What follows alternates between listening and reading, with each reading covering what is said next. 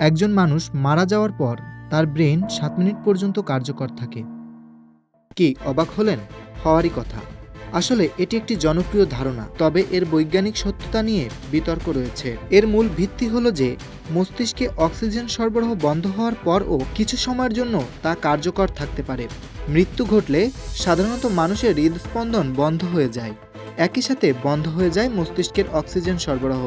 ফলে মস্তিষ্কের কোষগুলোর কার্যক্ষমতা ধীরে ধীরে নষ্ট হতে শুরু করে। অধিকাংশ গবেষণায় দেখা গেছে হৃদযন্ত্র ও শ্বাস প্রশ্বাস বন্ধ হলে মস্তিষ্ক সাধারণত ৩ থেকে ৪ মিনিটের মধ্যে অক্সিজেনের অভাবে কাজ করা বন্ধ করে দেয়। মাঝে মাঝে এই প্রক্রিয়া ৫ থেকে ১০ মিনিটের মধ্যেও ঘটে, তবে কিছু ক্ষেত্রে এটি আরও দীর্ঘ সময় নিতে পারে। ৭ মিনিট সময়ের বিষয়টি মূলত কিছু বিশেষজ্ঞদের অনুমান বা জনসাধারণের মধ্যে প্রচলিত ধারণার ভিত্তিতে এসেছে।